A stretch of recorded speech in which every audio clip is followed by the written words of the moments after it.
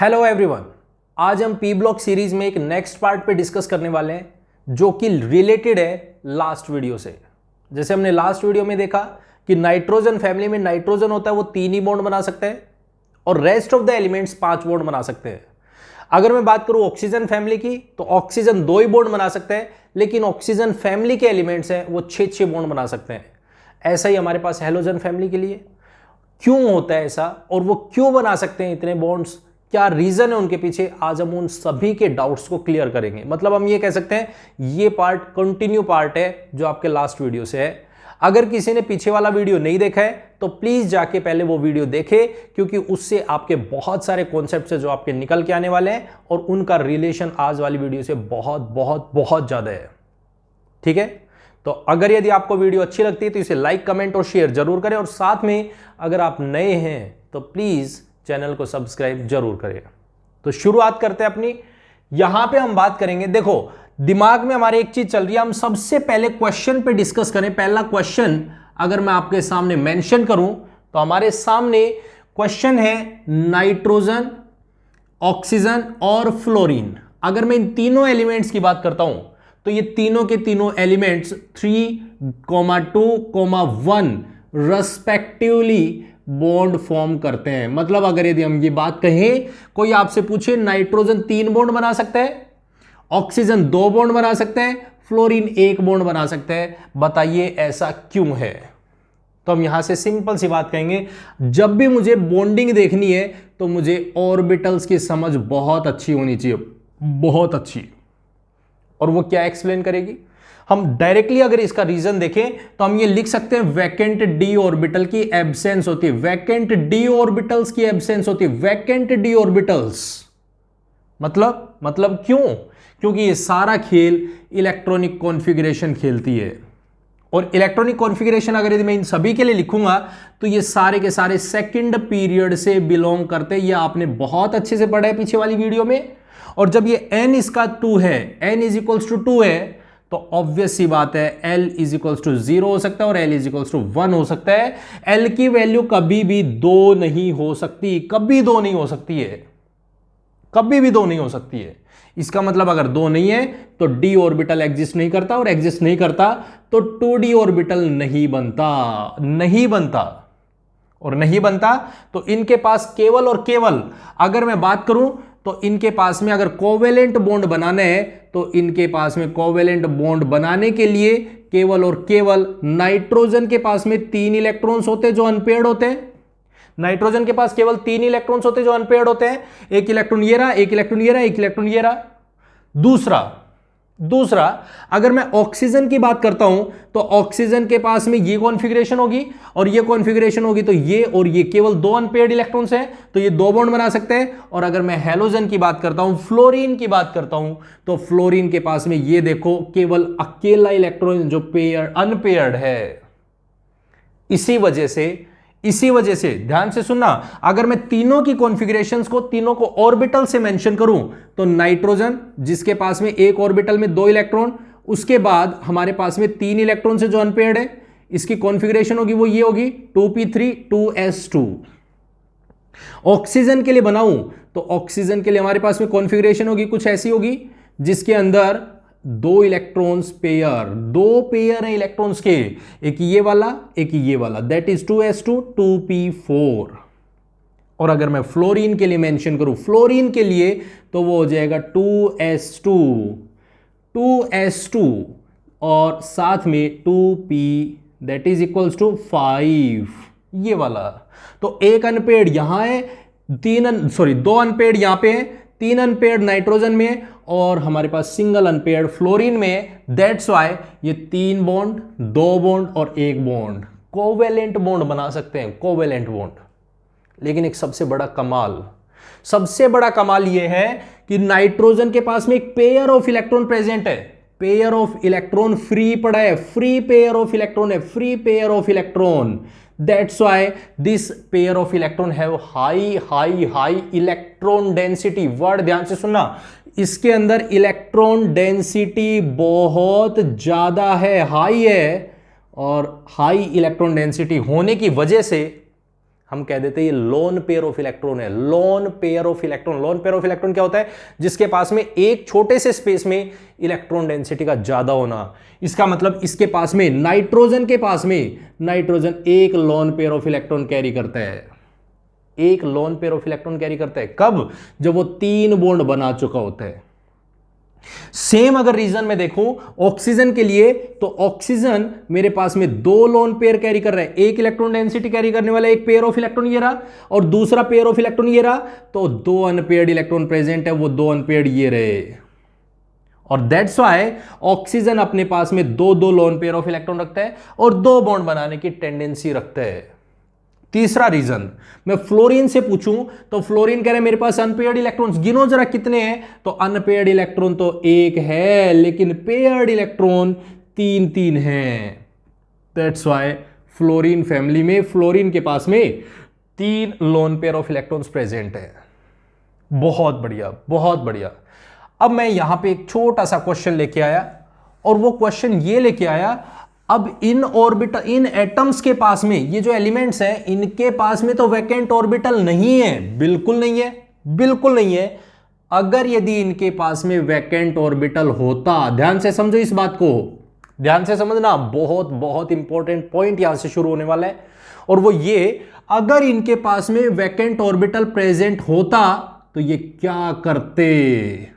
Question ये है, अगर इनके पास में वैकेंट ऑर्बिटल होता तो ये क्या कर सकते थे? हम इस बात को समझने चलते हैं। अगर इनके पास वैकेंट ऑर्बिटल होता तो हम कह देते कि अगर नाइट्रोजन के पास में वैकेंट ऑर्बिटल होता, ये देखो, अगर यदि इसके पास वैकेंट ऑर्बिटल होता, ये वैकेंट ऑर्बिटल है, अगर ऐसा पॉसिबल होता तो ये इलेक्ट्रॉन उठ के यहां से यहां जा सकता था, और हम कह देते 5 बॉन्ड बनाते हैं, और 5 बॉन्ड बना सकता है। लेकिन अब फिलहाल ये नहीं है, नहीं है तो हम कह देंगे कि ये कैंसिल हो गया। ठीक है, कोई बात नहीं है, ये कैंसिल हो गया, हट जाने दो। दूसरा केस, नाइट्रोजन से नीचे आए जैसे हम फोस्फोरस पे, ध्यान से सुनना इस बात को, जैसे हम फोस्फोरस पे पहुंचे, हमने कहा phosphorus that is having n=3, ये थर्ड पीरियड से बिलोंग करता है, इसका मतलब n=3 है, तो ऑब्वियस सी बात है l=0 होगा, l=1 होगा, l=2 होगा, तो इसके लिए मेरा s होगा, इसके लिए मेरा p होगा, और इसके लिए मेरा d होगा। तो ये बात डेफिनेट है कि नाइट्रोजन फैमिली का जो फोस्फोरस है वो तो d ऑर्बिटल एग्जिस्ट करता है, उसके अंदर तो वैकेंट d ऑर्बिटल है, बिल्कुल वैकेंट d ऑर्बिटल है। और अगर वैकेंट d ऑर्बिटल है तो अब जरा देखना, यहां पे कहानी बदल गई, और कहानी ये बदल गई कि यहां पे जो पेयर्ड इलेक्ट्रॉन था वो इलेक्ट्रॉन यहां से उठ के यहां चला गया, और जैसे यहां गया वो बन गया 5 अनपेयर्ड इलेक्ट्रॉन। 5 अनपेयर्ड इलेक्ट्रॉन, देखो जरा, 5 अनपेयर्ड इलेक्ट्रॉन्स आ गए, ये देखो। और जैसे 5 इलेक्ट्रॉन्स आए तो ये कहता है मैं 5 बॉन्ड बना सकता हूं, मैं डेफिनेट 5 बॉन्ड बना सकता हूं, डेफिनेट है 5 बॉन्ड बना सकता हूं। हमने कहा बहुत अच्छी बात है, फोस्फोरस अगर आप 5 बॉन्ड बना सकते हो तो बिल्कुल बना सकते हो। बोले हाँ मैं 5 बॉन्ड बना सकता हूं, मेरे पास में वैकेंट ऑर्बिटल होता है, और जब वैकेंट ऑर्बिटल होता है तो मैं अपने इलेक्ट्रॉन्स को अपने ऑर्बिटल से पेयर्ड इलेक्ट्रॉन को उठा के और मैं दूर भेज देता हूं, और वहां से मैं इलेक्ट्रॉन्स अनपेयर्ड दिखा सकता हूं, और कोवेलेंट बॉन्ड में 5 बना सकता हूं, डेफिनेट बना सकता हूं। तो हमने कहा भाई अगर आप 5 बॉन्ड बना सकते हो तो इसका मतलब आप कंपाउंड क्या बना सकते हो? बोला मैं PCl5 बना सकता हूं, बहुत अच्छी बात है। हमने कहा PF5 बना सकते हो, बिल्कुल बिल्कुल बना सकता हूं, बिल्कुल बना सकता हूं। PF5 एग्जिस्ट करता है, बिल्कुल करता है। PCl5 एग्जिस्ट करता है, बिल्कुल करता है। लेकिन हम जैसे पहुंचे ना, हमने कहा देखो जरा, फिर तो आप PH5 भी बनाते होगे, फिर तो आप PH5 भी बनाते होगे, और वहीं पे हमारे गाल पे तमाचा लग जाता है और कह देते हैं ना बिल्कुल नहीं है। मतलब ये तो कमाल हो गया, ये तो कमाल हो गया, ये तो कमाल हो गया। फोस्फोरस अभी तक कह रहे हैं मेरे पास वैकेंट d ऑर्बिटल है, बिल्कुल है। उसके पास में वैकेंट ऑर्बिटल होने की वजह से 5 अनपेयर्ड इलेक्ट्रॉन रखता है, बिल्कुल रखता है। और अगर 5 इलेक्ट्रॉन रखता है तो वो 5 बॉन्ड बनाना भी चाहिए। लेकिन यहां पे क्या बना रहे? बिल्कुल बना रहे, यहां बना रहे, यहां भी बना रहे, लेकिन यहां नहीं बना रहा। हाइड्रोजन के साथ में 5 बॉन्ड क्यों नहीं बना रहा फिर फोस्फोरस? और सबसे बड़ा प्रॉब्लम यहां आ जाती है कि हमें यहां से समझना पड़ा कि हाइड्रोजन क्यों 5 बॉन्ड नहीं बना रहा, जबकि फ्लोरीन फ्लोरीन बना रहे, क्लोरीन क्लोरीन बना रहे, खुश होके बना रहे, राजी होके बना रहे, लो 5 बॉन्ड, ये लो मैं बनाने तैयार हूं, लेकिन यहां पॉसिबल नहीं है। जरा इसका रीजन जानने की कोशिश करते हैं, और वो रीजन है कि भाई PH5 तो कत्तई नहीं बनता, कत्तई नहीं बनता, PH3 तो एग्जिस्ट करता है, फोस्फीन गैस एग्जिस्ट करती है, ये हम बहुत अच्छे से जानते हैं। ये तो एग्जिस्ट करता है लेकिन ये नहीं करता, क्यों नहीं करता? अब जरा इसका रीजन समझते हैं, और इसका रीजन है दैट इज एक्साइटेशन थ्योरी। पहले हम एक छोटा सा कॉन्सेप्ट समझते हैं, एक्साइटेशन थ्योरी। एक्साइटेशन थ्योरी क्या कहती है, क्या चीज एक्सप्लेन करती है? Excitation theory. एक्साइटेशन थ्योरी क्या होती है, जरा समझना इस चीज को। मान लो सपोज करो मेरे सामने यहां पे कोई भी 2 बेंचेस हैं, एक बेंच ये है, दूसरी बेंच ये है। ध्यान से सुनना और ध्यान से समझना इस बात को।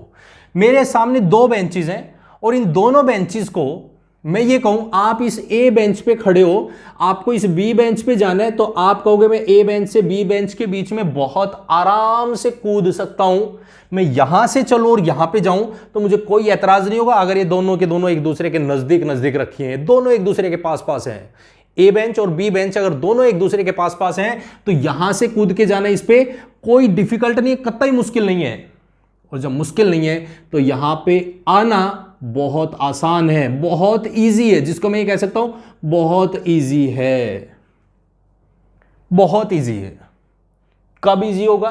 तो पहली चीज तो ये बोला, अगर मेरे को किसी बेंच पे कूद के जाना है तो पहली कंडीशन तो ये है, फर्स्ट कंडीशन, कि वो बेंच खाली होनी चाहिए।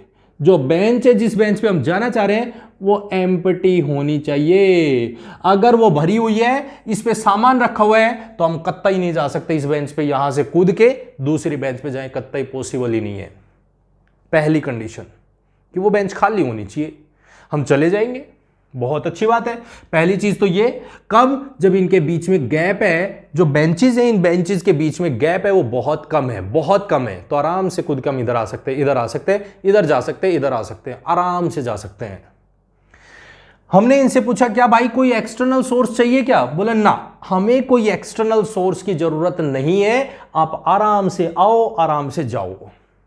ठीक है, दूसरा केस लेते हैं, और दूसरा केस ये लिया, क्या अगर इन बेंचेस के बीच का गैप, ये जो गैप है आसान कब है? आसान दूसरा, जब हमारे पास में इनके बीच का गैप है वो कम था, यहां पे गैप था वो लेस था, बहुत कम था, यहां पे गैप था वो कम था, और दूसरा, और ये जो हमारे पास में बेंच थी वो खाली थी। लेकिन अगर मैंने इन दोनों बेंचेस के बीच का गैप बढ़ा दिया, पहले मेरे पास ए बेंच यहां थी, यहां पे आ गई, ए बेंच और बी बेंच के बीच में गैप कम था, आराम से कूद गए, लेकिन अब की बार बेंच और बेंच के बीच में गैप है वो बढ़ गया, इंक्रीज हो गया। और जैसे ही इंक्रीज हुआ, अब हम कहने लगे कि भाई इस बेंच से कूद के इस बेंच पे जाओ। जैसे ये गैप बढ़ा, गैप बढ़ते ही हमने कह दिया अब इस बेंच से कूद के इस बेंच पे जाओ, तो ये तुरंत कहना शुरू कर देते हैं हमारे बस की बात नहीं, हमारे बस की बात नहीं है। बोले भाई क्या दिक्कत हो गई, बेंच खाली है? बोले हाँ बिल्कुल खाली है, डेफिनेट खाली है, और डेफिनेट खाली है तो ऑब्वियस सी बात है आप इस बेंच से कूद के इस पे जा सकते हो। बोले जा तो सकता हूं लेकिन बेंच दूर है, अभी बेंच दूर है। तो बोला अब इसको पास कैसे लाएं? तो बोले अगर यदि मेरे को बेंच पास लेके आनी है तो पहले एक दोस्त लाना पड़ेगा। ध्यान से सुनो इस बात को, बहुत बहुत इंपॉर्टेंट है, एक दोस्त लाना पड़ेगा आपको। बोले दोस्त क्या करेगा?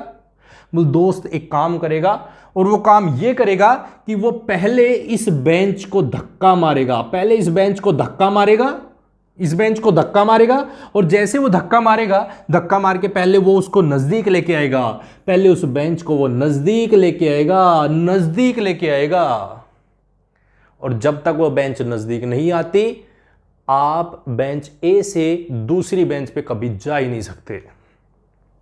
इसका मतलब ये हो गया कि ये जो दोस्त है, अब हमने पूछा ये दोस्त कैसा होना चाहिए, हमने ये पूछा ये दोस्त कैसा होना चाहिए, तो ये कह रहा है दोस्त की कंडीशन सुन लो, दोस्त पावरफुल होना चाहिए। ऐसा नहीं है कि वो बेचारा गरीब है, ऐसा नहीं है कि वो बेचारा मरा हुआ है, नहीं, उसके अंदर एनर्जी होनी चाहिए, एनर्जी से भरा होना चाहिए। अगर उसमें एनर्जी नहीं है तो वो बेंच को खिसका ही नहीं सकता। मतलब हमने दूसरी चीज यहां से देखी, और वो ये देखी कि अगर मुझे इस बेंच को यहां से खिसका के और इसके रीजन में लेके जाना है तो उस दोस्त के अंदर एनर्जी होनी चाहिए, और जब तक उस दोस्त में एनर्जी नहीं है तब तक वो बेंच आगे खिसक के नहीं जा सकती। इसका मतलब मैं दो कंडीशंस लेने जा रहा हूं, और यही कॉन्सेप्ट अगर यदि मैं किसी भी ऑर्बिटल के लिए लगाऊं तो मेरे लिए बहुत सफिशिएंट होगा, और वहां पे हम अप्लाई कर सकते हैं। जरा समझना इस चीज को और सुनना इस बात को। अगर मेरे पास में कोई भी दो ऑर्बिटल्स है, पहली कंडीशन हम लेने चल रहे हैं, एक्साइटेशन थ्योरी क्या है? एक्साइटेशन थ्योरी है, अगर मेरे पास में कोई भी दो ऑर्बिटल्स हैं और दोनों के दोनों ऑर्बिटल्स एक दूसरे के पास पास रखे, एक ऑर्बिटल दूसरा ऑर्बिटल, अगर दोनों एक दूसरे के पास पास हैं, एक दूसरे के नजदीक नजदीक हैं, तो अगर दोनों नजदीक नजदीक है, मतलब अगर दोनों के अंदर एनर्जी गैप बहुत ज्यादा है, बहुत कम है, सॉरी, अगर दोनों के बीच में एनर्जी गैप है वो बहुत कम है, अगर कम है तो इस इलेक्ट्रॉन को यहां से उठ के आने में कोई दिक्कत ही नहीं होगी। बस शर्त इतनी है, वैकेंट ऑर्बिटल होना चाहिए। तो पहली और most important required condition that is orbital empty होना चाहिए। एक्साइटेशन थ्योरी, एक्साइटेशन अप्लाई तभी होगा जब उसके लिए ऑर्बिटल एम्प्टी हो।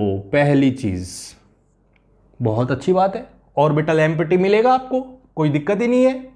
चलो ठीक है, अगर ऑर्बिटल एम्प्टी मिला तो वो तुरंत इलेक्ट्रॉन यहां से यहां पे उठ के आ गया, और ये इसी को हमने बोल दिया एक्साइटेशन। एक्साइटेशन, इलेक्ट्रॉन एक्साइट हो रहे हैं, ठीक है। अगर एनर्जी गैप ज्यादा हुआ, एनर्जी गैप ज्यादा है, अगर यदि ये एनर्जी गैप ज्यादा है तो फिर ये क्या करेंगे, फिर इसमें क्या होगा कि ये इलेक्ट्रॉन्स एक्साइट करके नए ऑर्बिटल में चले जाए, और अगर एम्प्टी ऑर्बिटल है तो वो इलेक्ट्रॉन एक्साइटेड हो जाए। तो हमने कहा देखो उस केस में क्या करना पड़ेगा। मैं आपसे एक छोटी सी चीज पूछूं, अगर मान लो सपोज करो मेरे पास में ये कोई भी एटम है, और ये एटम है न्यूक्लियस पे पॉजिटिव चार्ज, इधर मेरे पास इलेक्ट्रॉन, दोनों चीजें प्रेजेंट है। आपको भी पता है पॉजिटिव चार्ज और नेगेटिव चार्ज के बीच में अट्रैक्शन होता है, बिल्कुल होता है, दोनों बांध के रखते हैं, और इसको हम बोलते हैं रेडियस। यही हमारे पास रेडियस होती है, जिसको हम एटॉमिक रेडियस कहते हैं। बात क्लियर है? ठीक है, ये रेडियस है। अब मैं क्या चाहता हूं, ध्यान से सुना, मैं चाहता हूं इस एटम की जो रेडियस है ना, क्योंकि ऑर्बिटल नजदीक नजदीक आए, नजदीक आने के लिए क्या करना पड़ेगा, इनको ऑर्बिटल्स को नजदीक आना पड़ेगा। हम ऑर्बिटल्स को नजदीक लाना चाहते हैं, एक दूसरे के क्लोज क्लोज लाना चाहते हैं। और क्लोज कब आएंगे, जब ये साइज बढ़ जाए या साइज घट जाए। ऑब्वियस सी बात है, अगर इस एटम का साइज बड़ा ना होने की बजाय इसका साइज अब छोटा हो जाए, अगर यदि साइज घट जाए तो ये तुरंत ऑर्बिटल नजदीक आ सकते हैं, एक दूसरे के क्लोज आ सकते हैं। अगर यदि दोनों एक दूसरे के दूर चले गए तो हमारे पास में एक दूसरे से दूर चले जाएंगे। अगर साइज बढ़ गया एटम का तो एक दूसरे से दूर जा सकते हैं। हम क्या करें, एटम का साइज छोटा कर दो। जैसे एटम का साइज छोटा हुआ ऑर्बिटल नजदीक नजदीक आएंगे, ऑर्बिटल नजदीक नजदीक आएंगे। अब दिमाग में एक बात चल रही है, भाई ये एटम के ऑर्बिटल्स हैं वो नजदीक कैसे आए, साइज छोटा कैसे हो। तो साइज छोटा करने, अगर मेरे पास कोई भी एलिमेंट है जिसके ऊपर न्यूट्रल चार्ज है, न्यूट्रल है, उस पर कोई चार्ज नहीं है, इसका मतलब उसका साइज है वो नॉर्मल है। जैसे मैं इस एटम के ऊपर अगर मैं पॉजिटिव चार्ज क्रिएट कर दूं, अगर मैं एटम पे पॉजिटिव चार्ज क्रिएट कर दूं, और जैसे मैं पॉजिटिव चार्ज क्रिएट करूंगा, आप बहुत अच्छे से जानते हो a neutral is having greater radius than a positive, और ए नेगेटिव है वो और भी ज्यादा बड़ा साइज रखते हैं। अब यहां से हमारे दिमाग में एक चीज चल रही है कि हम कैसे भी करके, अगर कोई भी एटम्स, अगर कोई भी एलिमेंट जिनके बीच में एनर्जी गैप ज्यादा है, एनर्जी गैप ज्यादा है, तो अगर इस एनर्जी गैप को कम करना है तो मैं कैसे भी करके उसके ऊपर पॉजिटिव चार्ज लेके आ जाऊं, कैसे भी करके लेके आऊं, उस पर पॉजिटिव चार्ज लेके आऊं। और वो पॉजिटिव चार्ज कब आता है, किस केस में आता है, तो ये आप जानते हो, अगर उस एटम के ऊपर एलिमेंट के ऊपर बॉन्डिंग करवा दूं मैं किसी भी इलेक्ट्रोनेगेटिव एटम की, कोई भी इलेक्ट्रोनेगेटिव एटम हो मैं उसको अटैच कर दूं। इलेक्ट्रोनेगेटिव एटम क्या करता है? इलेक्ट्रोनेगेटिव एटम क्या करता है? वो इलेक्ट्रॉन्स को अपनी तरफ खींचते हैं, अपनी तरफ खींचेगा तो सेंटर एटम के ऊपर पॉजिटिव चार्ज क्रिएट करेगा, इसके ऊपर पार्शियल पॉजिटिव चार्ज क्रिएट करेगा, और पार्शियल पॉजिटिव चार्ज क्रिएट करेगा तो इसके ऊपर साइज है वो घट जाएगा, और घटेगा तो इलेक्ट्रॉन को एक्साइट करवाना आसान है। तो दूसरी कंडीशन, सेकंड कंडीशन, और सेकंड कंडीशन क्या? पहली कंडीशन एम्प्टी ऑर्बिटल होना चाहिए, एम्प्टी ऑर्बिटल की प्रेजेंस होनी चाहिए, मस्ट है। और दूसरी कंडीशन, अगर एनर्जी गैप ज्यादा है, energy gap is large, then क्या? सिंपल ये एनर्जी गैप ज्यादा होगा तो उस केस में इलेक्ट्रोनेगेटिव मतलब दोस्त है वो पावरफुल ऐड करना पड़ेगा उस पे। अगर कोई लेस इलेक्ट्रोनेगेटिव डाल दिया, कोई कम पावरफुल अगर बंदा उस बेंच को खिसका रहा है तो उससे कतई नहीं खिसकेगी वो। इसका मतलब अब मुझे रीजन समझ में आ गया, इससे मुझे यहां से एक्सप्लेनेशन समझ में आ गया, ये कि अगर मैंने कहा फोस्फोरस, ध्यान से देखना अब इसको, फोस्फोरस, अगर मैंने फोस्फोरस के ऑर्बिटल्स को बनाया तो वो बनाएगी, अगर मैंने फोस्फोरस में p ऑर्बिटल बनाया तो वो ये वाला होगा, ये तो मेरे पास 3s है, ये मेरे पास 3p है, और उसके अंदर 3 इलेक्ट्रॉन्स है, वो ये वाले हैं। अगर मैं d ऑर्बिटल्स को देखूं तो इसके पास में एम्प्टी d ऑर्बिटल पड़े, ये एम्प्टी d ऑर्बिटल है, एक कोई इलेक्ट्रॉन नहीं है इसमें, d ऑर्बिटल में कोई इलेक्ट्रॉन नहीं है, ये खाली पड़ा है। और एक्साइटेशन क्या कहता है? एक्साइटेशन ये कहता है फर्स्ट कंडीशन वैकेंट ऑर्बिटल होना चाहिए, बिल्कुल है, डेफिनेट है, वैकेंट ऑर्बिटल ये रहा, बिल्कुल है। लेकिन दूसरा केस ये, इनके बीच में गैप कम होना चाहिए। अब मैंने देखा भाई s ऑर्बिटल और p ऑर्बिटल, ध्यान से सुनना, s ऑर्बिटल और p ऑर्बिटल तो होते हैं वो मिनिमम एनर्जी गैप के होते हैं, मिनिमम एनर्जी गैप, जिसको हम ये कहते हैं हमारे एनवायरनमेंट में इतनी सफिशिएंट एनर्जी है कि वो इलेक्ट्रॉन को ऑलरेडी एक्साइटेड स्टेट में रखते हैं, ऑलरेडी उनके बीच में कोई गैप ही नहीं होता। और गैप नहीं होता तो इसका मतलब ये इलेक्ट्रॉन यहां तो आ सकता है, लेकिन s और d ऑर्बिटल के बीच में तो गैप ज्यादा है, अरे इसके बीच में तो गैप ज्यादा है, और अगर इनके बीच में गैप ज्यादा है तो अब इस इलेक्ट्रॉन को यहां से कैसे भेजा जाए? तो इस इलेक्ट्रॉन को अगर यहां से यहां भेजना है तो हमें मस्ट कि हमें इस पे इलेक्ट्रोनेगेटिव एटम अटैच करना ही करना पड़ेगा। अगर नहीं किया तो गलती हो जाएगी, नहीं गड़बड़ हो जाएगी। और इसके लिए हम क्या करते हैं? इसके लिए अगर मैं देखूं, fluorine is the most electronegative, chlorine electronegative होता है, ऑक्सीजन इलेक्ट्रोनेगेटिव होता है, ब्रोमीन इलेक्ट्रोनेगेटिव होता है, आयोडीन इलेक्ट्रोनेगेटिव है। लेकिन हाइड्रोजन से पूछा तो वो बोला इतना मैं इलेक्ट्रोनेगेटिव नहीं हूं, मैं तो नॉर्मल सा ही हूं, मैं तो नॉर्मल हूं, मेरे बस का नहीं है इस ऑर्बिटल को और इस ऑर्बिटल को दोनों को पास लेके आ सकूं। और जब मैं पास नहीं ला सकता तो मेरे अंदर इतनी हिम्मत नहीं है कि इस इलेक्ट्रॉन को यहां से एक्साइट करवा के यहां लेके चला जाऊं। और अगर यदि ये नहीं जाएगा, यदि ये नहीं गया तो डेफिनेट है कि मेरे पास में तो 3 ही वैकेंट और इलेक्ट्रॉन्स बचेंगे या अनपेयर्ड इलेक्ट्रॉन्स बचेंगे। दैट्स वाई PH3 एग्जिस्ट करता है, बिल्कुल करता है, डेफिनेट है, उसमें कोई दो राय नहीं है। PH3 तो एग्जिस्ट करता है, बिल्कुल करता है, सिंपल सी बात है। लेकिन कभी भी PH5 एग्जिस्ट नहीं करता, कभी नहीं करता। क्यों नहीं करता? रीजन समझ में आ गया, क्यों नहीं करता, एकदम क्लियर हो गया। अगर मैं आपके सामने लिखूं, मैंने कहा PCl5, क्वेश्चन है PCl5 एग्जिस्ट करता है, बिल्कुल करता है, लेकिन PH5 एग्जिस्ट नहीं करता। क्यों नहीं करता?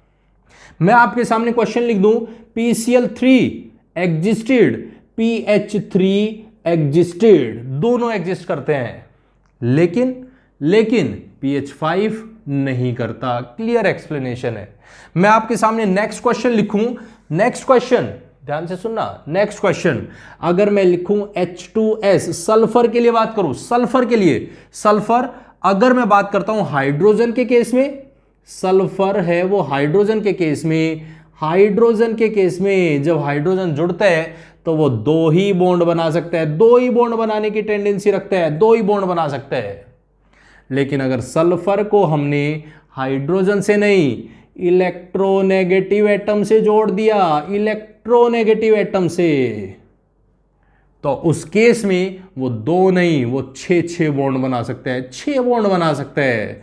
आपने बहुत अच्छे से सुना है या बहुत अच्छे से पढ़ा है, SF6 एग्जिस्टेड, बिल्कुल करता है, बिल्कुल करता है, लेकिन SH6 does not exist, does not exist. आपने क्वेश्चन सुना है, आपने क्वेश्चन पढ़ा है, H2S गैस है वो एग्जिस्ट करती है, बिल्कुल करती है, H2S तो गैस होती है वो एग्जिस्ट करती है, लेकिन H6S डज नॉट एग्जिस्ट। आपने ये भी सुना है H2O एग्जिस्ट करता है, लेकिन H6O does not exist. H2O तो एग्जिस्ट करता है, लेकिन H6O डज नॉट एग्जिस्ट। आपने ये भी सुना है SF6 एग्जिस्ट कर रहा है, H6O नहीं कर रहा, SF2 भी करता है, H2S भी करता है। ये क्यों नहीं करता? फिर घुमा फिरा के वही सेम चीज, वही सेम चीज, इलेक्ट्रॉन एक्साइट नहीं हो सकते, नहीं हो सकते तो पॉसिबल नहीं है। अगर मैं आपसे बात करूं HCl बनता है, बिल्कुल बनता है, लेकिन क्लोरीन है ClF7 बना सकता है, बिल्कुल बना सकता है, ClF7 बनता है। अगर मैं पूछूं अगर यदि ये बनता है, ये भी बनता है, तो फिर H7Cl क्यों नहीं बनता? इसका रीजन भी यही है, एक्साइटेशन नहीं होता, इलेक्ट्रॉन्स को एक्साइटेशन नहीं मिल पाता है। क्यों नहीं मिल पाता है? क्योंकि क्लोरीन, मैं दूसरा एग्जांपल आपको क्लोरीन से देके बता रहा हूं, सल्फर का सेम है, उसमें 6 इलेक्ट्रॉन्स दिखा देना। अगर मैं बात करता हूं क्लोरीन की, तो क्लोरीन क्या करेगा? 2 इलेक्ट्रॉन्स, 3 इलेक्ट्रॉन्स, और यहां पे देखेंगे तो हमारे पास में ये खाली ऑर्बिटल है। क्लोरीन के लिए देख रहे हैं तो 5 इलेक्ट्रॉन्स आएंगे, 5 इलेक्ट्रॉन्स आएंगे। और अगर मैं इनमें से एक्साइटेशन करवाना चाहूं तो इलेक्ट्रॉन एक यहां से उठ के गया, यहां से उठ के गया, एक यहां से उठ के गया, एक यहां से उठ के गया।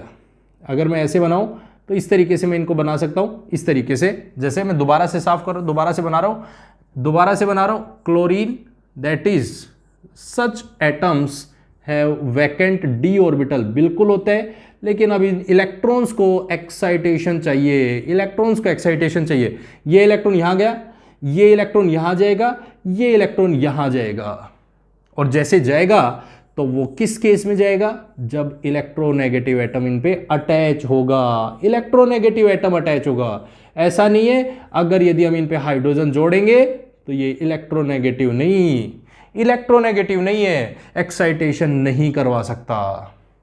कब नहीं करवा सकता? हाइड्रोजन नहीं करवा सकता।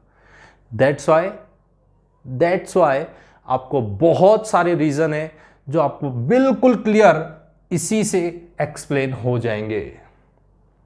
बात समझ में आ गई? एकदम क्लियर हो गया, एकदम क्लियर हो गया। तो ये हमारे पास में कुछ कॉन्सेप्ट्स थे जिनमें हम एक्साइटेशन थ्योरी के बेस पे हम एक्सप्लेन करते हैं कि बताओ ऐसा क्यों होता है, एक्सप्लेन करो ऐसा क्यों होता है। एकदम क्लियर हो जाना चाहिए। क्लियर है एकदम? आई होप आपको ये वीडियो पसंद आई होगी। अगर पसंद आई है तो इसे लाइक, कमेंट और शेयर जरूर करें, और साथ में अगर हमारे चैनल को अभी तक सब्सक्राइब नहीं किया तो प्लीज चैनल को सब्सक्राइब जरूर करें। Thank you very much and have a nice day. Bye bye, take care.